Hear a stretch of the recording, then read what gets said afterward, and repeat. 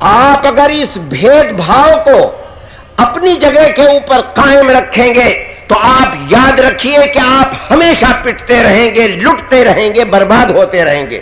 لیکن اگر آپ نے مظلوموں کو، دلتوں کو، چھوٹی ذات والوں کو، اقلیتوں کو اپنے اندر قریب کرنا شروع کیا اور آپ نے حسن معاشرت اور حسن اخلاق کی بنیاد پر دوستی کا ہاتھ بڑھایا اور اپنے ساتھ قریب کر لیا، تو یاد رکھیے کہ 15% کبھی آپ کو اجالنے کے اوپر ہمت نہیں پیدا کر سکتی اپنے دل کے اندر۔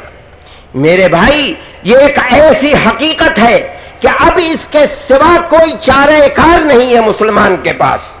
آپ دیکھیے کہ ایک دلت حکومت آپ کے صوبے کے اندر، یو پی کے اندر قائم ہے۔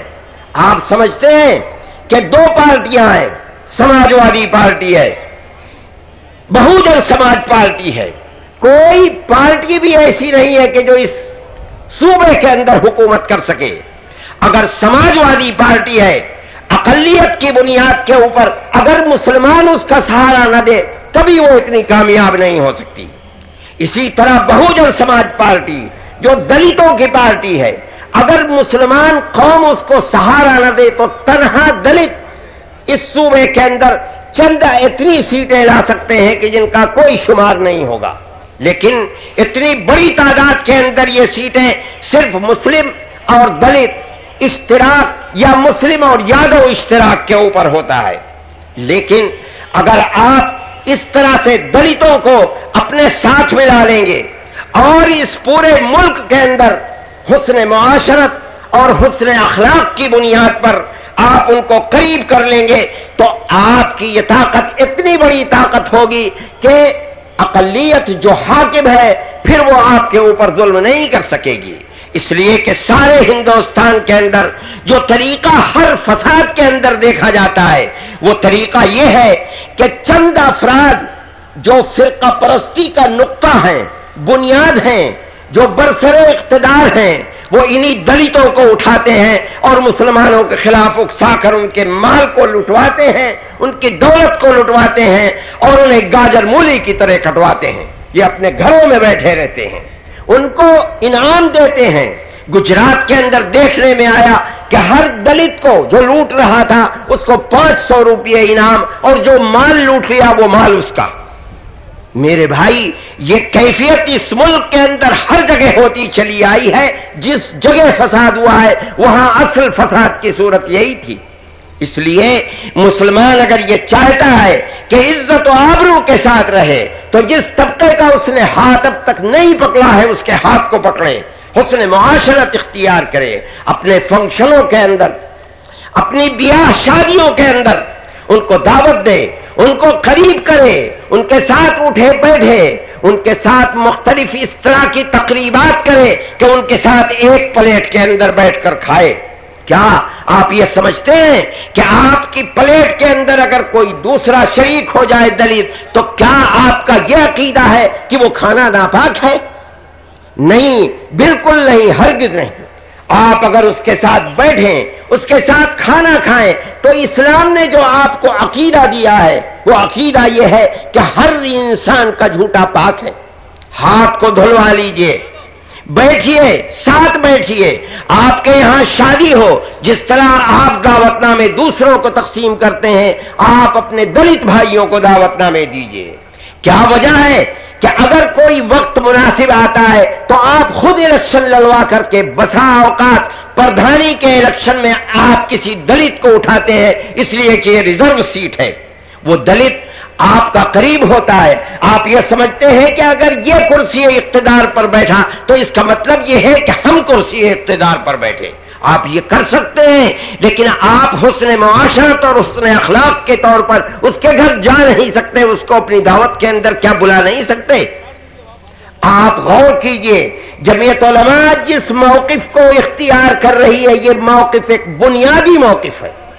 آپ نے اگر اس موقف کو اختیار کر لیا اور آپ اس کے اندر کامیاب ہو گئے تو یاد رکھیے کہ فرقہ پرستی کی بنیاد پر حکومت کرنے والوں کے پیروں کے نیچے سے زمین نکل جائے گی۔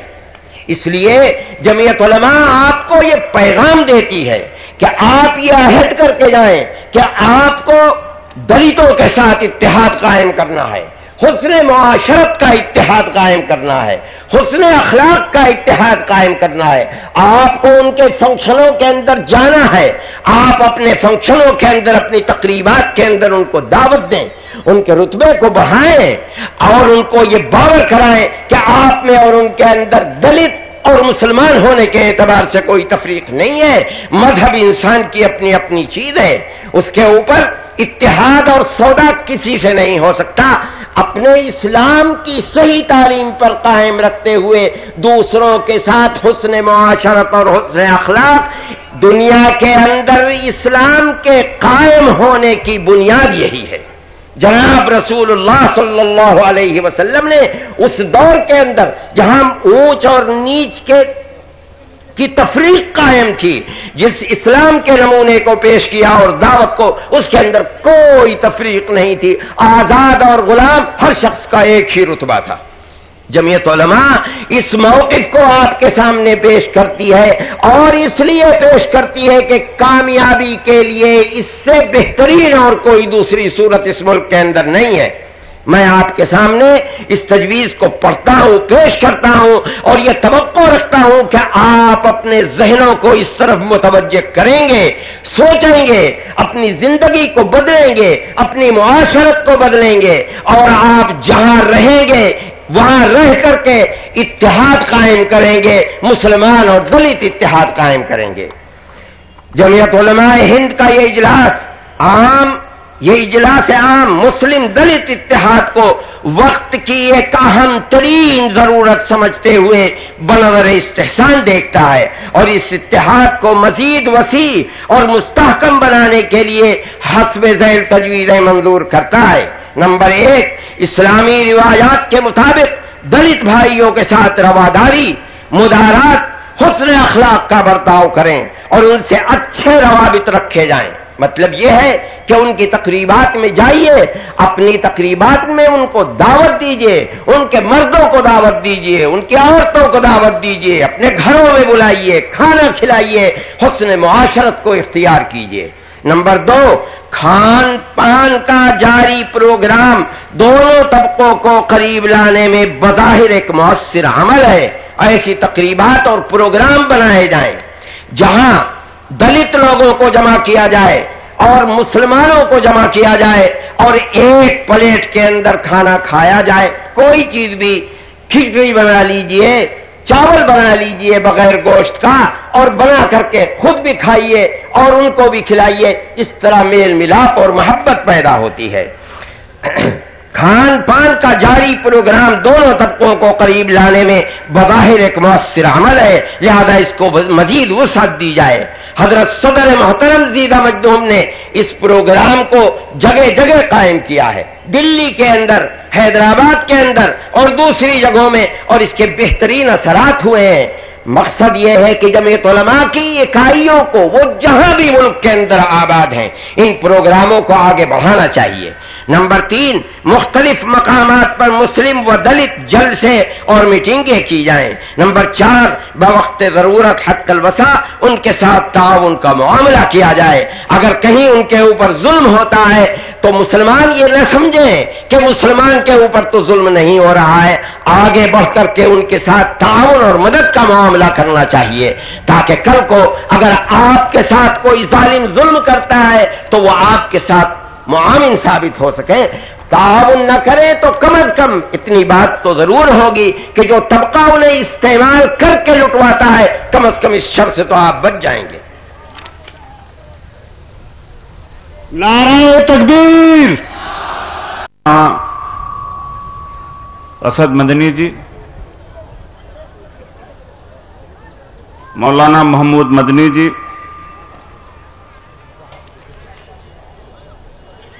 شاہی امام بخاری جی، عمر فاروق جی،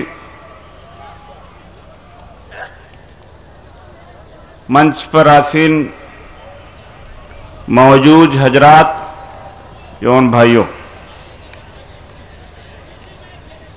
میں آپ کے بیچ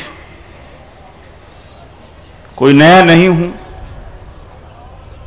जैसा महमूद मदनी जी ने कहा कि इसी रामलीला मैदान में दलित और मुस्लिम रैली गुजरात के मुद्दे पर बहुत बड़ी की गई थी। वैसे भी दलित मुस्लिम एकता की बात और ये जो माहौल इस देश में पैदा हुआ है या नई फिजा बनी है, अगर किसी को इसका क्रेडिट जाता है तो Jamiat Ulama Hind all India confederation of SC ST organisation, जिसने ये बदले हुए हालात में एक नया मोड़ दिया है, एक नया माहौल खड़ा किया इस देश में। बातें बहुत लोगों ने की होगी, तकरीरें बहुत हुई होंगी, लेकिन जमीन पर दलित मुस्लिम को मिलाने का काम हम दोनों ही ने किया। साथियों, आज अयोध्या में खुदाई कराई जा रही है नींव की, कि देखा जाए कि पहले वहां मस्जिद थी या मंदिर था या और कुछ और था। अगर यही पैमाने हर जगह लागू होंगे तो तिरुपति भी हिंदुओं का मंदिर नहीं है और बौद्धों का स्थान रहा है। केदारनाथ हिंदुओं का नहीं है, बौद्धों का है। जगन्नाथ पुरी बौद्धों का है, हिंदुओं का नहीं है। खुदाई हर जगह होनी चाहिए। ये नहीं चलेगा कि आप मस्जिद गिरा करके खुदाई करें और कल मथुरा में भी यही काम करें, उसके बाद आगे करें। अगर कोई मापदंड है तो हिंदू मंदिरों के लिए भी लागू होना चाहिए, तभी इस खुदाई का जवाब है, वरना इस खुदाई से कोई हल नहीं निकलेगा।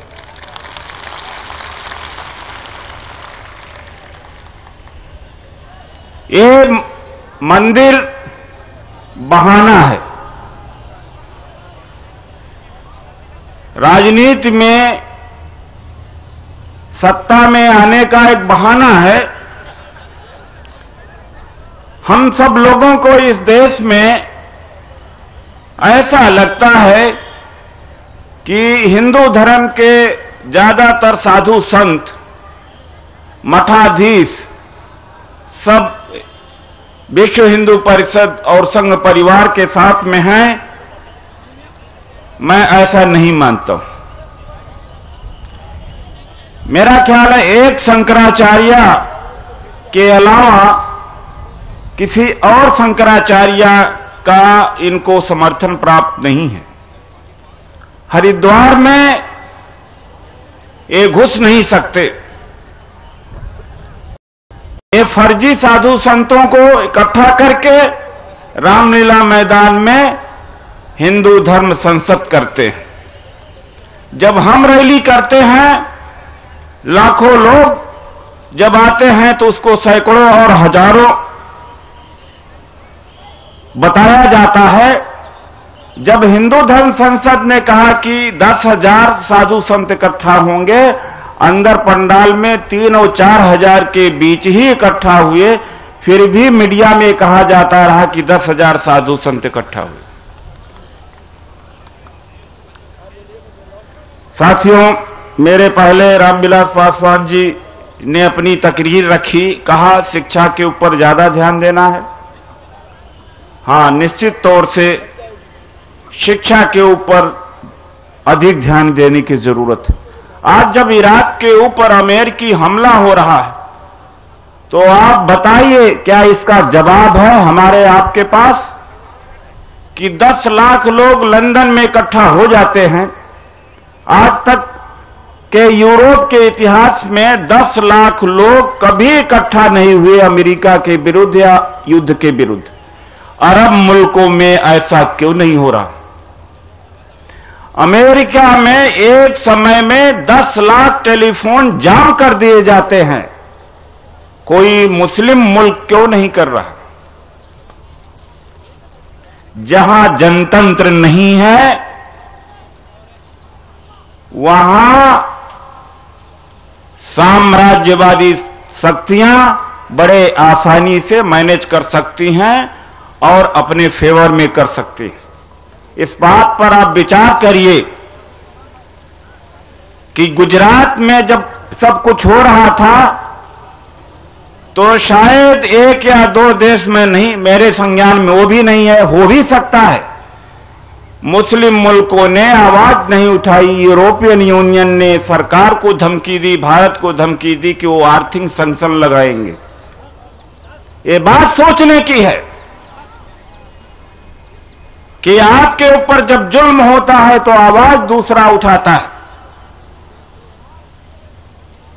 हमसे पहले हजरात ने दलित मुस्लिम एकता के ऊपर जोर देते हुए कहा, दलित मुस्लिम एकता जमीन पर कायम की जानी चाहिए। हजरत असद मदनी जी से 2-3 दिन पहले ही मेरी बात हुई। हम लोग बिहार में दलित मुस्लिम भोज करने जा रहे हैं। अब तक हमने हरियाणा में किया, उत्तर प्रदेश में किया, राजस्थान में अगले सप्ताह करेंगे, महाराष्ट्र में किया। लगभग 1 दर्जन दलित मुस्लिम भोज हमने किया। आज आपको हमसे लड़ाने के लिए बीजेपी उत्तर प्रदेश में सांस्कृतिक राष्ट्रवाद के नाम पर यह प्रचार करती है कि डॉक्टर अंबेडकर मुसलमान विरोधी थे और डॉक्टर अंबेडकर को इन्होंने हिंदूवादी कहा था। ये प्रेस रिलीज विनय कटियार जी की है। जिस डॉक्टर अंबेडकर ने हिंदू धर्म को छोड़ करके लाखों की संख्या में बौद्ध हो गए थे, उनको हिंदूवादी ये बताते हैं। कितना झूठ बोलने वाले लोग हैं, इससे अंदाजा लगाया जा सकता है। ये झूठ बोल, बाबा साहब ने यह कहा था, हिंदू राज यदि कायम होता है उसमें मुसलमानों की सुरक्षा नहीं हो पाएगी। यही विचार बाबा साहब ने कहा था और उसका तोड़ मरोड़ कर इन लोगों ने पेश किया। आज मदरसों के ऊपर हमले हो रहे हैं। सेवा भारती और शिशु मंदिर जो छोटे छोटे इनके लाखों की संख्या में स्कूल हैं, वहां जहर पिलाया जा रहा है कि औरंगजेब जालिम था, मुसलमान जालिम है, मुसलमानों ने हमारे साथ में किया।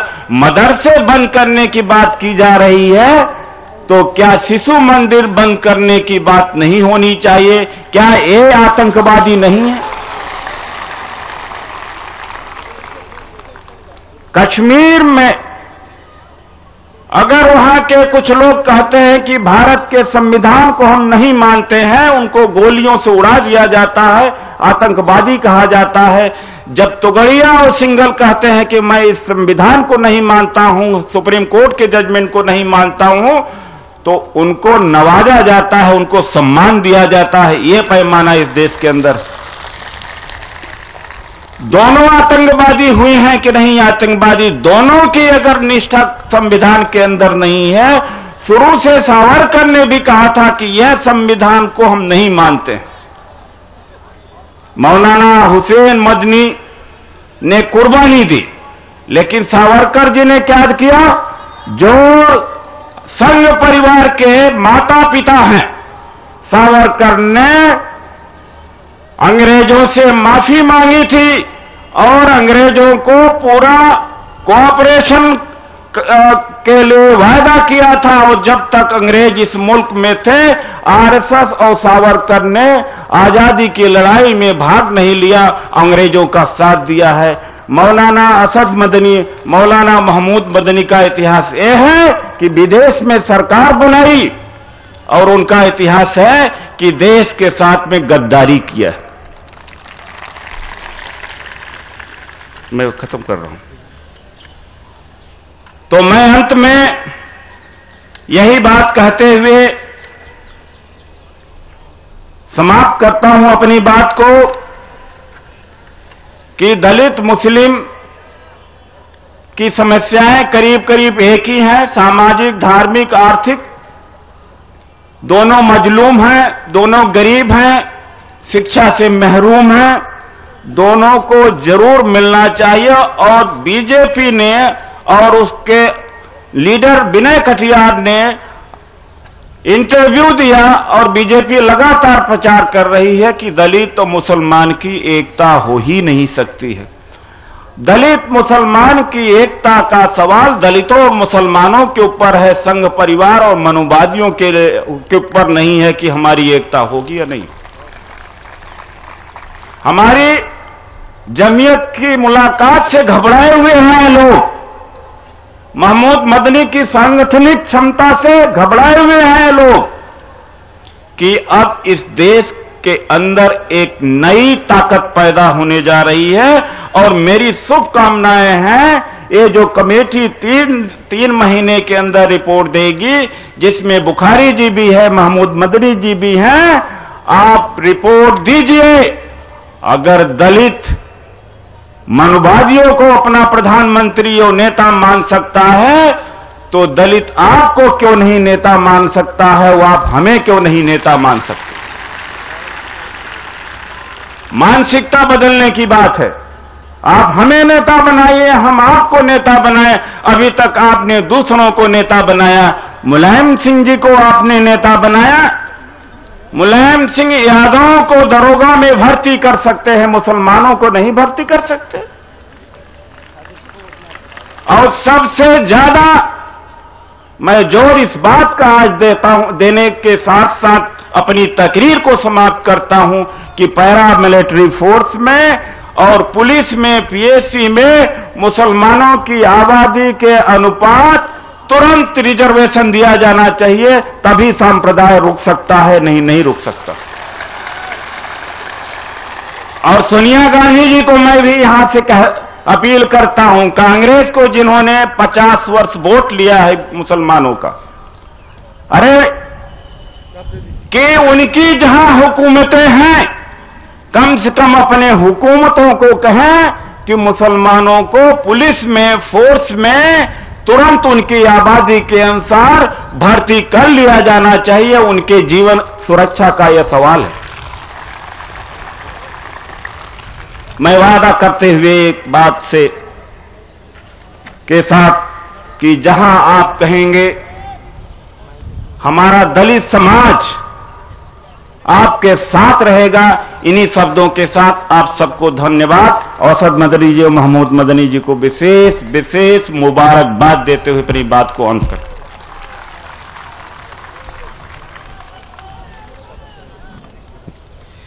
मोहतरम हजरात, हमारे दरमियान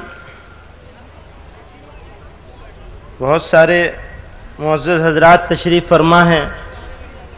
अभी कांग्रेस के रहनुमा जनाब अर्जुन सिंह जी भी तशरीफ़ लाए हैं कांग्रेस प्रेसिडेंट का पैगाम लेकर। अर्जुन सिंह जी की पूरी ज़िंदगी सेकुलरिज्म के लिए कोशिश करते हुए गुजरी है और हम लोग उनको कदर की निगाह से देखते हैं, उनका इस्तकबाल करते हैं। अब मैं हज़रत मौलाना अब्दुल अलीम फ़ारूक़ी साहब से दरख्वास्त करूँगा कि वो तशरीफ़ लाएं और मदारिस इस्लामिया से मुताल्लिक़ तजवीज़ पेश करें।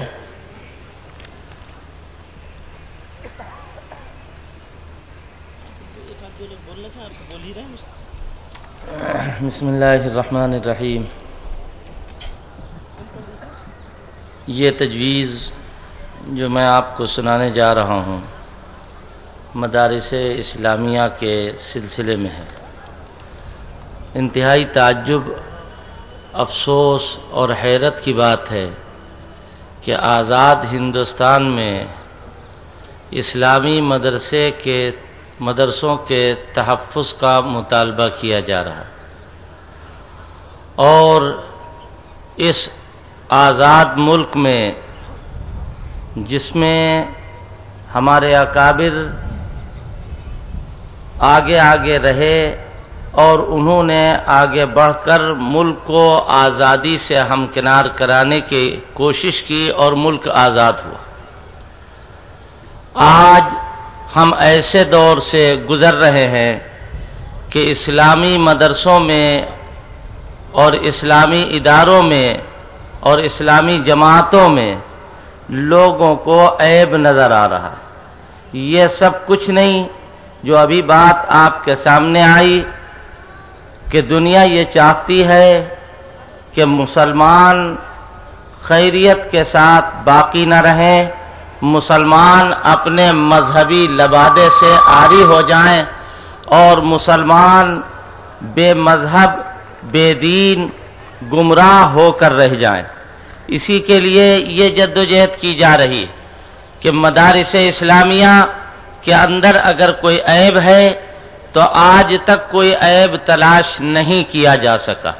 یہ تو ہوا ہے کہ لوگوں نے دیوبند کے اوپر انگلی اٹھائی، ندوے کے اوپر حملہ کیا، مظاہر علوم کی طرف سے بدگمانیاں قائم کرائیں اور دیگر چھوٹے بڑے تمام مدرسوں کو شک کی نگاہ سے دیکھا۔ حیرت یہ ہے کہ ہندوستانیوں کی ایک بھرپور اقلیت اور کثیر آبادی جو اپنے مذہب کے عنوان سے بالکل آزاد ہے، اس کے مذہب کی ان درسگاہوں کو شک کی نگاہ سے دیکھنا در حقیقت یہ ملک کے ساتھ عظیم غداری ہے، ملک کے ساتھ ایک بہت ہی بے وفا، یوں کہنا چاہیے کہ ایسا برتاؤ ہے ملک کے ساتھ کہ جس کے لیے الفاظ نہیں۔ وہ لوگ غدار ہیں جو ملک کے اندر مدرسوں کو شک کی نگاہ سے دیکھتے ہیں۔ آج میں آپ سے کہتا ہوں ایک مسلمانوں کے خادم ہونے کی حیثیت سے کہ ہر شہر میں چوراہوں پر مندر بنے ہوئے، ہمیں معلوم ہے کہ یہ مندر بننے کی جگہ نہیں ہے، سرکاری زمین کے اوپر غیر قانونی طور پر مندر بنائے گئے ہیں، لیکن مسلمانوں نے کبھی ان کو گرانے کا کوئی مطالبہ نہیں کیا۔ مسلمان یہ سمجھ رہا ہے کہ یہ مندر بنے ہوئے ہیں، ان میں لوگ اپنے اپنے طریقے کے مطابق عبادت کرتے ہیں، لیکن افسوس یہ ہے کہ مضبوط مسجدیں اور مستحکم مدرسے لوگوں کی نگاہوں میں کھٹک رہے ہیں۔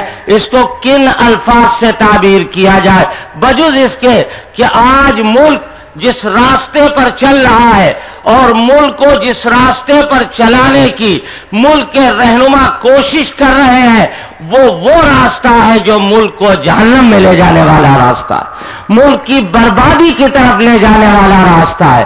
اسی لیے آپ کو یاد ہوگا کہ میں نے کہا تھا ایک موقع پر، یہ سمجھے تھے کہ بوئے گل امین راز گلشن ہے، یہ سمجھے تھے کہ بوئے گل امین راز گلشن ہے، مگر یہ خانماں برباد خود پھولوں کی دشمن ہے۔ تمہیں کالی گھٹا کا بھی نہیں پہچاننا آتا، تمہیں کالی گھٹا کا بھی نہیں پہچاننا آتا، نشیمن سے دھواں اٹھتا ہے تم کہتے ہو ساون ہے۔ مدارس اسلامیہ کے وہ سپوت جن کو شیخ الہند کے نام سے یاد کیا جاتا ہے، جو دنیا میں شیخ الاسلام کے نام سے معروف ہے، جن کو امام الہند مولانا ابوالکلام آزاد کہا جاتا ہے، اور ان مدرسوں پر اعتماد دور اول کے ان غیر مسلم رہنماؤں نے بھی کیا ہے جو آزادی کی لڑائی میں آگے رہے ہیں۔ آج وہ دور آ گیا، گاندھی جی کھڑے ہوتے، ان کے سامنے کہا جاتا کہ دارالعلوم میں دہشت گرد پیدا ہوتے ہیں تو وہ سب سے پہلے کہتے دنیا کے سب سے بڑے تو دہشت گرد تم ہو، دنیا کے سب سے بڑے دہشت گرد تم۔ آج زبانیں کیوں گنگ ہیں؟ اسپتالوں پر حملہ کر کے مریضوں کو دکھ پہنچانا دہشت گردی نہیں ہے؟ بچوں کے اسکولوں کے اوپر بم برسا دینا یہ دہشت گردی نہیں ہے؟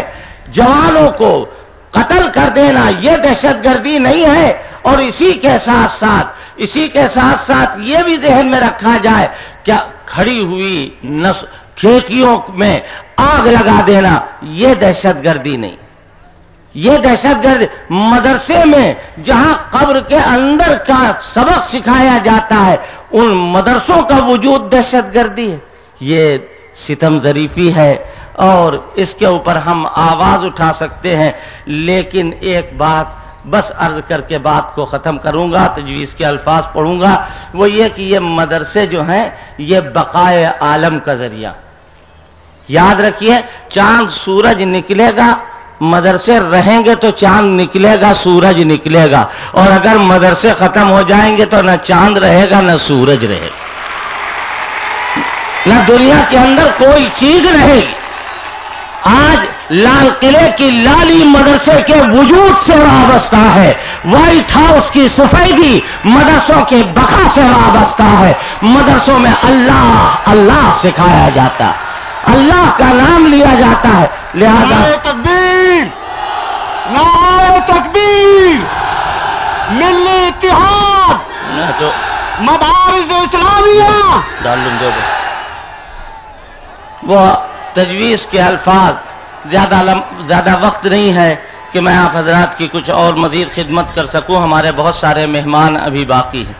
مدارس اسلامیہ کے سے متعلق تجویز ملک کی آزادی کے بعد آئین کو مرتب کرنے والے روشن دماغ دانشوروں نے ملک کی ملی جلی تہذیب و روایت، قومی یکجہتی اور سالمیت کو برقرار رکھنے کے لیے ملک کو سیکولر جمہوری مملکت قرار دیا اور آئین ہند میں اقلیت و اکثریت، مذہب و زبان، ذات، برادری وغیرہ کے کسی بھی امتیاز کے بغیر ملک کے ہر شہری کو حقوق شہریت میں مساوات کے ساتھ آزادی رائے، آزادی مذہب، آزادی تعلیم و ثقافت کے بنیادی حقوق حاصل ہیں۔ آئین کی تصریحات کے مطابق ملک کی اقلیتوں کو اپنے مذہبی و تعلیمی ادارے قائم کرنے اور چلانے کی پوری آزادی حاصل ہے، جس کو ختم نہیں کیا جا سکتا۔ ان آئینی تحفظات کے باوجود موجودہ فرقہ پرست حکومت تعلیمی اداروں، اقلیتوں خصوصاً مسلم اقلیت سے ان کے مذہبی اور ثقافتی حقوق کو چھین لینے کی غرض سے جہاں ایک طرف مدارس کے خلاف بے بنیاد پروپیگنڈوں کی پشت پناہی کر رہی ہے اور سرکاری اہلکاروں سے فرضی رپورٹیں تیار کرنے میں مصروف ہے، وہیں مدارس میں عصری تعلیم کی ضرورت ظاہر کر کے ان کے لیے مالی امداد کی پیشکش کر کے ان پر بتدریج اپنا تسلط قائم کرنا چاہتی ہے۔ یہ غیرت کے خلاف ہے کہ مدرسے چلانے والے، قال اللہ اور قال الرسول کہنے والے اور پڑھانے والے سرکار کی طرف امدادی نگاہوں سے دیکھیں اور پیسہ روپیہ جمع کریں۔ ہم کسی سے اجر نہیں لیتے، قرآن پڑھائیں گے تاکہ امن باقی رہے، اس کے لیے ہمیں کوئی پیسہ نہیں چاہیے۔ جو مدرسے سرکاری گرانٹ لے رہے ہیں یہ وقت ہے کہ وہ غور کریں اور خود اپنے طور پر فیصلہ کریں کہ حکومت کی خیرات لے کر کے ہم مدرسے نہیں چلائیں گے، ہم مسلمانوں کے دو پیسے سے مدرسے چلائیں گے، کوڑی بھیک مانگیں گے، دکان کھڑے ہوں گے، ہمیں پیسہ ملے گا، ہم مدرسے چلائیں گے۔ ہمیں شاہوں میں نہیں رہنا ہے، ہمیں پھٹی ہوئی چٹائیوں پہ رہنے دو، ہمیں محل نہیں دیکھنا ہے، ہمارا بوریا بسترا ہمیں ٹھیک ہے، اچھا لگ رہا ہے، تو خوش کہ تجھے حاصل ہے، میں خوش کہ میرے حصے میں نہیں۔ میں تجویز پڑھ رہا تھا کہ مدارس میں عصری تعلیم کی ضرورت ظاہر کر کے ان کے لیے مالی امداد کی پیشکش کر کے ان پر بتدریج اپنا تسلط قائم کرنا چاہتی ہے، جو آئین کے بنیادی حقوق کے منافی ہے۔ ہم یہ بات واضح کر دینا چاہتے ہیں کہ دستوری اور آئینی حقوق ہم کسی بھی وقت پر کم یا سلب ہونے کو برداشت نہیں کر سکتے۔ جمعیت علماء ہند کا یہ اجلاس عام مدارس عربیہ و مکاتب دینیہ سے پرزور گزارش کرتا ہے کہ وہ مدارس و مکاتب کو سرکاری تسلط سے بالکلیہ آزاد رکھے اور کسی قسم کی سرکاری امداد کو ہرگز نہ قبول کریں۔ کیونکہ یہ امداد مدارس کی آزادی کے لیے سنگین خطرہ اور ان کی قیام کی بنیادی مقاصد کے حصول میں بڑی رکاوٹ ہے۔ بنابراین جمعیت علماء ہند کا یہ اجلاس عام مدارس میں سرکاری امداد قبول کرنے کو قابل مذمت عمل تصور کرتا ہے۔ مدارس اسلامیہ کا وجود جو سرزمین ہند میں جمہوریت کی ایک عظیم علامت ہے، مدارس نے ملک کو آزاد کرانے، جمہوریت اور قومی یکجہتی کو فروغ دینے میں جو اہم کردار ادا کیا ہے اسے کوئی منصف مزاج نظر انداز نہیں کر سکتا۔ ملکی تہذیب و معاشرت سنوارنے میں ان کا اہم کردار رہا ہے۔ بطور خاص دارالعلوم دیوبند اور اس سے متعلق تمام مدارس عربیہ و اسلامیہ وطن عزیز کی آزادی میں نہ صرف بے پناہ قربانی دی ہے بلکہ دوسروں کے اندر بھی جذبہ ایثار و قربانی پیدا کیا ہے۔ آزاد ہندوستان میں مدارس کے صحیح معنوں میں آزادی کے روشن مینار ہیں جن کو سیاہ ضمیر فرقہ پرست عناصر برداشت کرنے کو تیار نہیں۔ جھوٹے بے بنیاد الزام لگا کر دہشت گردی کا اڈا، جہادی تربیت گاہ وغیرہ وغیرہ قرار دے کر ہندوستان سے مٹانے کی مذموم سازش کر رہے ہیں۔ ہاں کہ جہاد کی آیتیں قرآن مجید سے نکال دی جائے۔ اے اللہ کے بندو، اللہ سے ڈرو، تمہاری آنکھیں نکالنا آسان ہے، جہاد سے آیتیں نکالنا جہاد کی ناممکن۔ قرآن مجید سے جہاد کی آیتیں نکال دی جائے۔ چلیے پورا کریے جلدی۔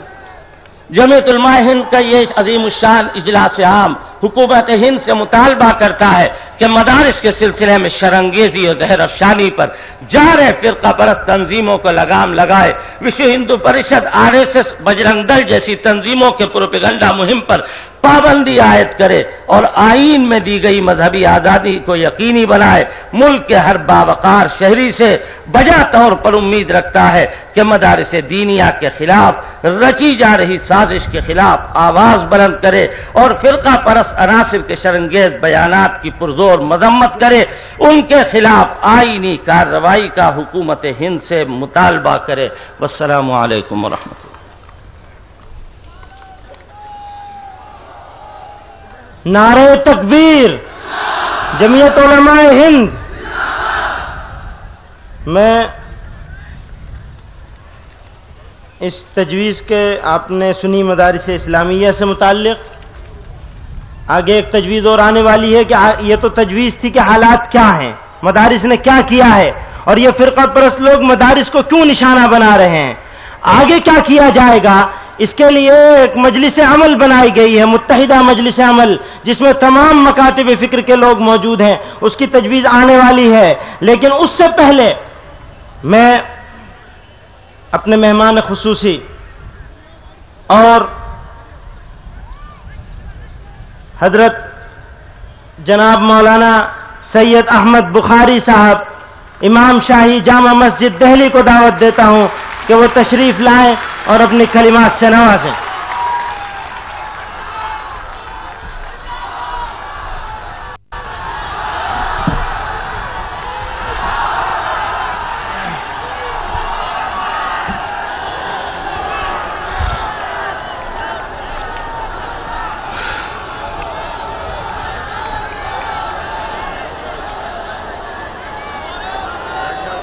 نحمده ونصلي على رسوله الكريم والصلاة والسلام على سيد المرسلين۔ عزیزان قوم،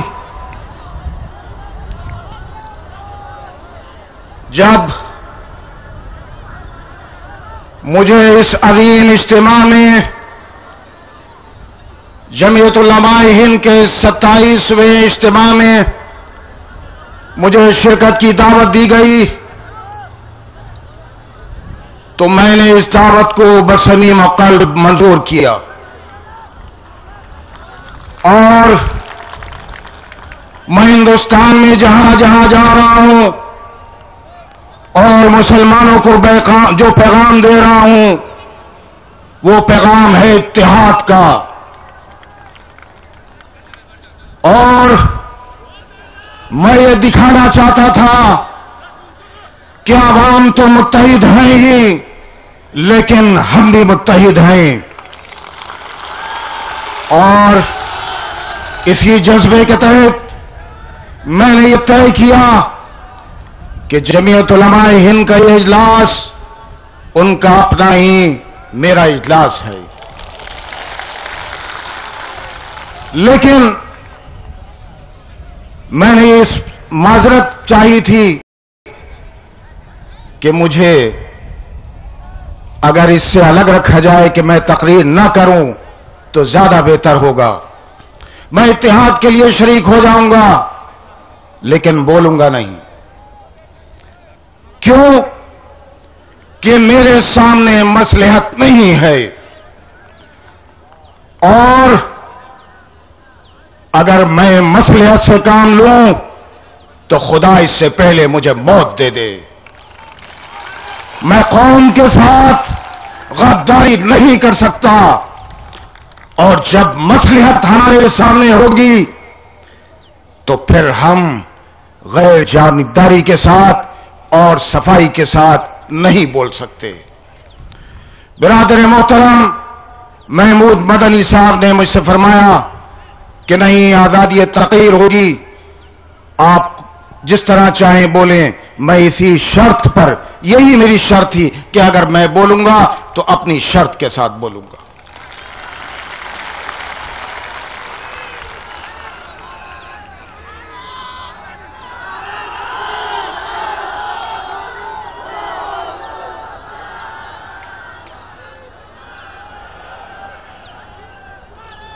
अज़ीज़ान मोहतरम, हिंदुस्तान में रहने वाली कौमों में मुसलमान ही वो कौम है जो लुटी पिटी है, जिसको गुज़श्ता 50 साल से नोचा खसोटा जाता रहा, और आज उसके जिस्म पर कपड़ा तो दरकिनार, उसके जिस्म की खाल तक नोच ली गई, गोश्त तक नोच लिया गया, हड्डियों का ढांचा बना दिया गया। ये सितम रसीदा, ये मजलूम कौम हर तरफ नजरें दौड़ाती रही, मगर अफसोस हर एक ने इसको मायूसी दी, मायूसी के सिवा इसको कुछ हाथ ना आया। सियासत के बाजीगरों ने इसे उलझाए रखा, रोशन मुस्तकबिल के ख्वाब दिखाए और खुद सियासी ताकत हासिल की।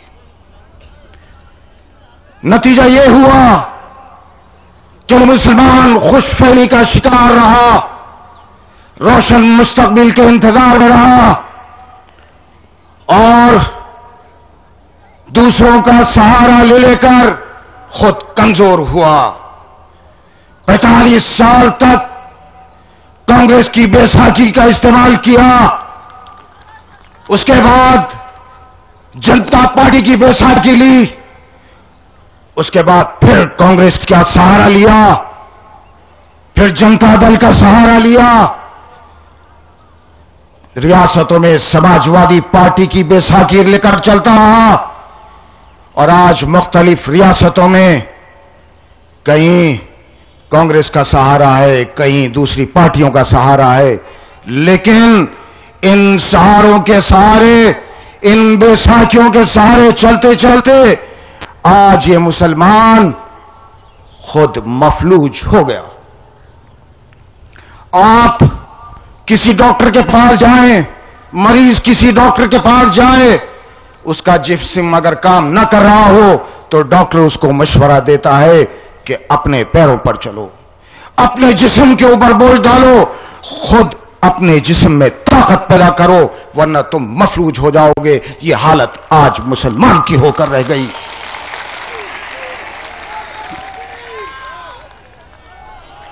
इन नामनिहाद सेकुलर पार्टियों ने, जिसमें कांग्रेस सबसे आगे आगे है, 45 साल तक मुसलमानों का खून चूसा।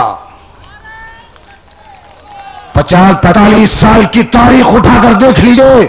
मेरठ, अलीगढ़, मुरादाबाद, भिवंडी, हिंदुस्तान का चप्पा चप्पा इन कातिलों के हाथों से रंगा हुआ है। ये वो कातिल हैं, ये वो सफाक हैं जिन्होंने मुसलमानों को नमाज ईद अदा करते हुए गोलियों से भूना है और सेकुलरिज्म का नारा देते हैं कि सेकुलर जमातों के हाथों को मजबूत करो। ये हाथ उस वक्त कमजोर क्यों नहीं होते जब मुरादाबाद में बेगुनाह मुसलमानों को मारा जाता है? ये हाथ उस वक्त कमजोर क्यों नहीं होते जब मेरठ की नदियों में मुसलमानों को काट काट कर बहाया जाता है? ये हाथ उस वक्त कमजोर क्यों नहीं होते जब 1949 में बाबरी मस्जिद में मूर्तियां रखी जाती हैं? ये जबान उस वक्त क्यों नहीं कमजोर होती जब शिलान्यास किया जाता है, राम राज्य का ऐलान किया जाता है? ये हाथ उस वक्त कमजोर क्यों नहीं होते जब 1992 में बाबरी मस्जिद को शहीद किया जाता है? ये हाथ उस वक्त कमजोर क्यों नहीं होते जब सिखों के गुरुद्वारा अमृतसर में गोल्डन टेम्पल पे बेगुनाह सरदारों को कत्ल किया जाता है?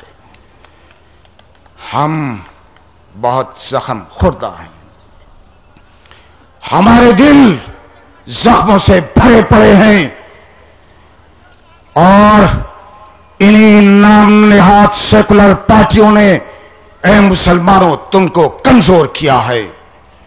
अगर इन्होंने हक अदा किया होता, मुसलमानों के साथ इंसाफ किया होता तो आज ए मुसलमानों तुम्हारी हालत ये न होती। मैं बबाएंगे दोहल ये बात कहता हूं कि मुसलमानों से ज्यादा इस मुल्क में कोई सेकुलर नहीं है। 50 साल तक सेकुलर पार्टियों को अपनी पार्टी माना, 50 साल तक हिंदू लीडरों को अपना लीडर माना, पंडित नेहरू से लेकर और आज तक दूसरों को ही लीडर मानता रहा, उनको सियासी ताकत देता रहा। लेकिन इन बाजीगरों ने मुसलमानों को कमजोर किया, खुद सियासी ताकत हासिल की, खुद इख्तिदार में रहे, वोट देने वाला मुसलमान, जान देने वाला मुसलमान, अपनी अमलाक को तबाह करने वाले मुसलमान। और इख्तिदार में कौन रहे? अर्जुन सिंह। इख्तिदार में कौन रहे?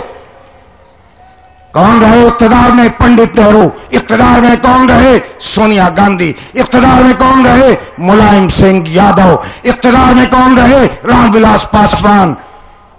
नहीं, अब ये नहीं होगा, अब ये नहीं होगा। वोट मुसलमान का तो इख्तिदार भी मुसलमान का और फैसले का हक भी मुसलमान को ही होगा। अब वो जमाना गया। हम मानते हैं कि हां, हिंदू और मुसलमानों में इत्तेहाद होना चाहिए, हम इत्तेहाद के हामी हैं, हम किसी पर उंगली नहीं उठाते, हमारा मजहब भी ये नहीं कहता। लेकिन ये तय करना होगा कि इस मुल्क में दो ही कौमें हैं, एक हिंदू और एक मुसलमान। और अब सेकुलरिज्म एक तरफ, सेकुलरिज्म गुजरात में खत्म हो गया, कोई सेकुलरिज्म नहीं। अब हिंदू और मुसलमान की बात करो। मुसलमान मुसलमान है, हिंदू हिंदू है। जिन्होंने आज हमको लूटा, जो हम तो अब तक आज लूटते रहे, जो हम तो अब तक नंगा करते रहे, जिन्होंने हमारे खून को बहाया, वो दोस्ती की बात कर रहे हैं। तुम्ही ने तो हमको लूटा था, तुम्ही तो हमको लूटा। इन्हीं कबाइलियों ने और इन्हीं दलितों ने, मैं बहुत सफाई के साथ कर रहा हूं, अगर इत्तेहाद की बात करनी थी तो गुजरात में इन दलितों से मुसलमानों को क्यों नहीं बचवाया? पूरे हिंदुस्तान में दलित मुसलमान को मारते रहे और इसी वजह से हमने बीएसपी के साथ इत्तेहाद किया था कि शायद ये इत्तेहाद कारगर साबित हो। लेकिन नहीं, दलितों ने मुसलमान को मारा और काटा। अभी उदित राज साहब कह रहे थे, मैं बहुत साफ आदमी हूं, कह रहे हैं तुम हमें लीडर बनाओ, हम तुम्हें लीडर बनाएं। बहुत लीडर तुमको बना चुके, अब मुसलमान लीडर रहेगा, ये उलमाए कराम अब रहनुमाई करेंगे। रहनुमाई अब सिर्फ मुसलमान करेंगे, उलमाए कराम करेंगे, कोई दलित मुसलमानों की रहनुमाई नहीं करेगा। मुझे दलितों की रहनुमाई मंजूर नहीं है।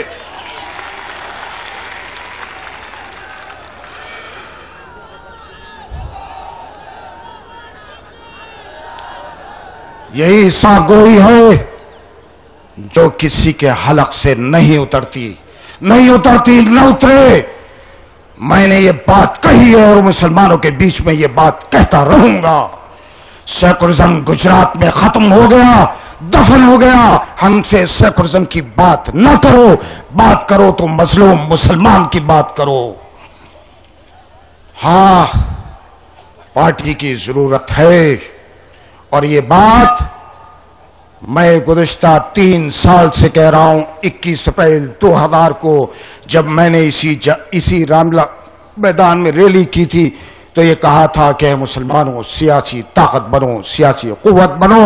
अगर सियासी ताकत नहीं बनोगे तो तुम इसी तरह मरते रहोगे, पिटते रहोगे, कटते रहोगे। तुम तो वो कौम हो जिन्होंने 900 साल तक इस मुल्क में हुकूमत की। तुम हाकिम रहे, उसके बाद महकूम बना दिए गए और आजादी के बाद जब कांग्रेस का राज आया तो तुम गुलाम बन गए और आज मसलूम हो। और इस मजलूमी से, इस महरूमी से अगर तुमको निकलना है तो ऐ मुसलमानों अपने अंदर इत्तेहाद के साथ सियासी कुव्वत पैदा करो। इसके बगैर इस मुल्क में कोई अब रास्ता नहीं है। जब मुसलमानों को सियासी कुव्वत बनने की बात आती है, सियासी पार्टी बनने की बात आती है तो कहा जाता है कि नहीं, सियासी पार्टी बनेगी तो इनकलाब आ जाएगा मुल्क में, ये मत करो। तो मुसलमान तो इनकलाब लाने के लिए पैदा हुआ है और एक इनकलाब इस मुल्क में इंशाअल्लाह ये मुसलमान लेकर आएगा। यादवों की पार्टी बने तो कुछ नहीं, अकालियों की पार्टी बने तो कुछ नहीं, अजीत सिंह पार्टी बनाए तो कुछ नहीं, दलितों की पार्टी हो तो कुछ नहीं। मुसलमानों की पार्टी बनेगी तो इनकलाब आ जाएगा और इंशाअल्लाह इनकलाब आएगा। लेकिन पार्टी वो होगी जिसमें फैसला दलित नहीं करेंगे, जिसमें फैसला यादव नहीं करेंगे, जिसमें फैसला करने का इख्तियार किसी और को नहीं होगा। फैसले का इख्तियार सिर्फ और सिर्फ मुसलमानों को होगा। मैं ऐसी पार्टी अगर बनती है तो उसकी मुकम्मल हिमायत करने के लिए तैयार हूं। हां, तुम्हें वोट लो, तुम्हें अगर इलेक्शन लड़ना है लड़ो, हम तुम्हारी हिमायत करेंगे जहां जरूरत होगी, लेकिन तुम्हारी रहनुमाई हमको मंजूर नहीं है। और अगर कोई सियासी ताकत साथ आती है तो आए, नहीं तो मुसलमान ही इंशाअल्लाह अकेला चला है और ये काफिला बढ़ता रहेगा, बढ़ता रहेगा, बढ़ता रहेगा। और जब तक कामयाबी की मंजिल तक नहीं पहुंचेगा इस काफिले को कोई नहीं रोक पाएगा। हमारा एतमाद तमाम सेकुलर जमातों पर से उठ चुका, अब किसी पर एतमाद नहीं रहा। मैं ये यकीन दिलाता हूं कि अगर कोई सियासी जमात बनती है, ऐसी जमात जो सिर्फ मुसलमानों की हो, तो मेरी मुकम्मल ताईद उसके लिए उसके साथ होगी। लेकिन जो शराइत मैंने रख दी उन शराइत के साथ, उन शराइत के अलावा मैं किसी पार्टी की हिमायत नहीं करूंगा। और याद रखो है मुसलमानों के कातिलों, तुम मुसलमानों के बीच जब वोट लेने के लिए जाओगे तो ये मुसलमान तुमसे हिसाब मांगेगा, तुमको हिसाब देना होगा। हमारा दिल पक चुका है और मैं किसी कातिल के सामने बैठने के लिए तैयार नहीं था, इसलिए उठकर जा रहा था। क्योंकि ये वो शख्स है जिसने पार्लियामेंट में कहा कि अहमद बुखारी को बुलाओ اور وہ پارلیمنٹ میں آ کر معافی مانگے، کیونکہ وہ افغانستان کے مجاہدوں کی حمایت کر رہا ہے۔ میں ببانگ اس شخص کے سامنے کہتا ہوں کہ ہاں میں طالبان کا حامی ہوں، افغانستان کا حامی ہوں، اور اگر تم میں ہمت ہے تو احمد بخاری کو روک کر دکھاؤ۔ ہماری تاریخ جنگ بدر سے لے کر میدان کربلا، جنگ بدر سے شروع ہوتی ہے اور میدان کربلا پر جا کر ختم ہوتی ہے، یہ یاد رکھنا۔ وآخر دعوانا الحمدللہ رب العالمین۔ نعرہ تکبیر، جمعیت علماء ہند، جمعیت علماء ہند۔